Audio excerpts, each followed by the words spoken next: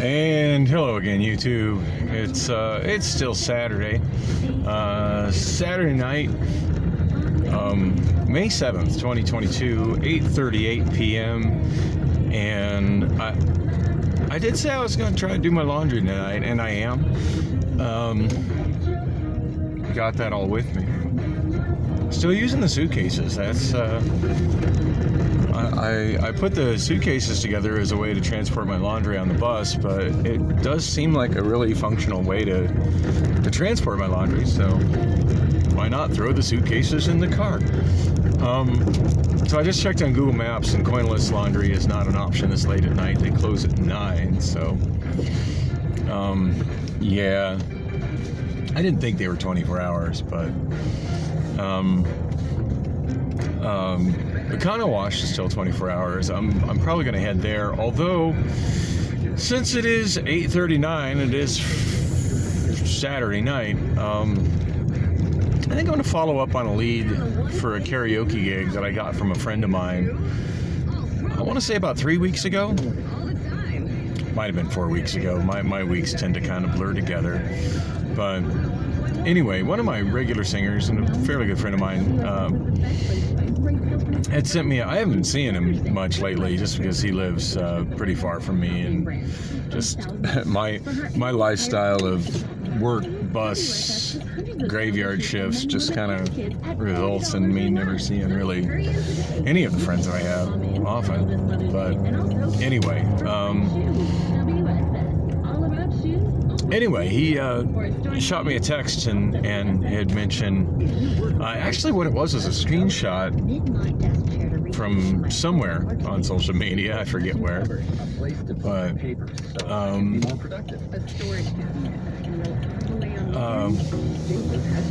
shot me a screenshot showing that the Woodshed 2 was looking for a karaoke host for Saturday nights. And I did call them like the day he sent that to me, and I forget what day of the week it was. I want to say it was a Thursday. I want to say I was on the way to Bullock's, or getting ready to go to Bullock's, one or the other. But anyway, I ended up just talking to a bartender, and she was like, well, you should come in and talk to the manager.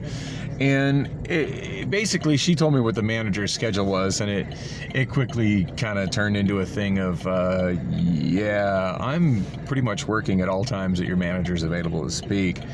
I didn't volunteer that I didn't have a car to drive, and that was also kind of complicating it. But yeah, there was really no time that the manager was there and available to speak, according, in the time that the bartender was telling me, that would have really worked out with what little bitty time windows I have, with the schedule I had of working, and then trying to, get to Amazon and also to Bullock's via public transit, especially considering that the Woodshed is in Mesa. It's at around Dobson and University.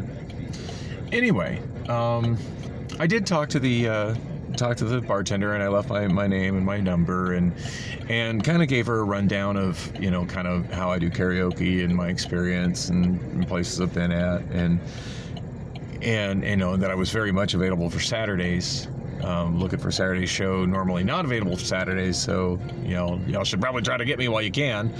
And then at one point she did ask how much money I was looking for, and I said $200, which I feel was probably pricing myself a little high. And I texted my friend back about that. I said, yeah, I may have priced myself out by saying I'm looking for $200. And he goes, for the caliber of karaoke you do and the kind of show you do, this $200 really isn't too much to ask.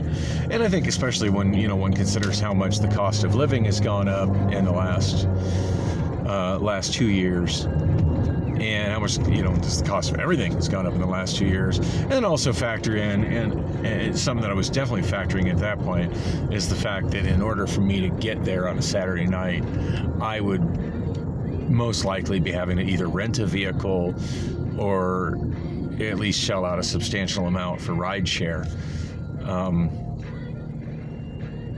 especially not knowing what the situation was going to be, equipment-wise, fully expecting that, I was probably going to have to bring equipment there that night and then leave with it, after the show. Most places I've worked at, I've been able to work out some kind of an arrangement with them where I can store a certain amount of equipment there, and that certainly makes it, easier for me as far as transporting equipment and stuff. But I've been in that place. It's highly unlikely that, for a one-day week show, they were going to let me store everything I need to run that show. And there's still some stuff that just I only have one. At this point, I'm actually short enough on mics that, like, the mics I have to go to every show. And of course I only have, one computer. I do have 2 mixers, but I think I only have 1 working power supply again. So, Now, granted, I've got my computer and my mixer all consolidated into one case right now, so that's doable on the bus. But still, regardless, like in the 200, I was factoring in a substantial amount going to either rideshare or a rental car. And even now that I've got my own car again, my expenses in maintaining this car and having this car legal are huge. So, still, that's an expense that needs to be factored in. Anyway, Matt didn't feel that 200 was too much to ask.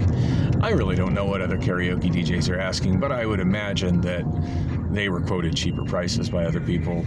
And had I been able to actually go in and talk to the manager, I would have been able to probably make kind of an offer of, hey, I'm insanely good at what I do. What I do is probably a giant step above whatever it is y'all had here before. So, why don't you give the and give them maybe like an introductory rate for the first month. Like, hey, I'll do it for $130 or $150 for the first month, and and see what kind of crowd I'm pulling in, and then if you like it, week 5 I want to be up to 200. That's kind of what I need to be looking for right now. I don't think.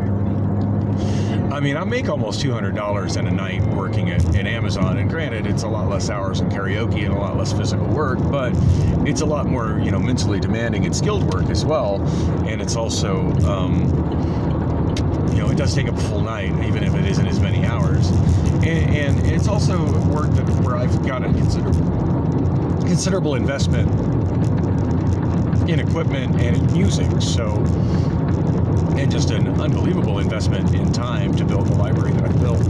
So, and of course the website that I've got, the database I've got going on songbookdb.com. So yeah, probably I don't feel it's unreasonable for me to be asking for 200. Now, is that kind of pricing me, going to make it harder for me to get a gig, considering that I'm sure I have competition doing it for less? Yeah, it is. But at this point, I feel like I've got a good enough job with Amazon that there's no point in me selling myself short on my karaoke. Anyway, that's where I'm headed now. I don't know where Priscilla's plans really were. She had talked a whole lot of game about how she was going to be working on cleaning up the living room, and she did seem to be using the washing machine for some laundry, but I didn't really see her cleaning in the living room as much as I just saw her playing video games on her cell phone and watching some kind of shit on her laptop. So, and mostly just taking up a lot of space on the couch. So yeah, I packed up all my laundry. I got that with me in my dispersion, so I can do that. But the condo wash is open all night, so I figure now is an absolute perfect time to head over to Woodshed 2, see if they did in fact hire somebody already for Saturday nights, and see what caliber of KJ they hired and what KJ they hired. I'm not sure if I mentioned it in any of my vlogs, but about a month ago, or maybe 3 weeks ago, somewhat recently, Ernie, the owner of Wired for Sound, just happened to show up at my show at Wolex, and my gut feeling is he wasn't out there just looking to do a fun night of karaoke with me. He was actually quite surprised to see me there. And Ernie, being the karaoke businessman that he is, I highly doubt he was out there just to have a fun night out singing. I'm sure he was looking for another gig. Now, I'm sure once he realized that I was holding the show down and saw just how insanely busy the show was with me hosting, and saw that I was still very much on top of my game, I'm sure that's. I'm sure he pretty much put that in the box of, oh, yeah, Dan's got this show on lock. There's no point in me even coming in here and talking to the owner. Or maybe he did. Either rate, I'm not too worried about it. But I am kind of curious, like, where he got that lead from. If maybe from the 2 weeks that I didn't do it. There was the 1 week that I straight up didn't show up. That was a couple months ago. I vlogged about it. And then 2 weeks later, where I did show up, but because they tried to call me and I didn't return their calls because my phone was fucking stolen from me when I got mugged in front of the bar. That particular night. Now, it's my understanding that the night I didn't show up, one of the regular singers, Kiara, showed up, and she has previously hosted there, and she knows how to run the house system there that Gary runs the karaoke on. The system that was put together by Steve Lee, rest his soul. She had mentioned to me the following week that she had done it on that system, which, that's fabulous. Let's hear it for Kiara saving the day. And I love her to death. She's sweet, and that seems like a great, solution. That to me seemed like a great solution. Oh shit, where's Dan? He's not answering his phone. We don't know if he's okay or what. He's been going through some tough times. Hope he didn't decide to check out early. But yeah, like the following week when they were trying to call me and I wasn't returning calls because I didn't have a phone, which they should have been aware of.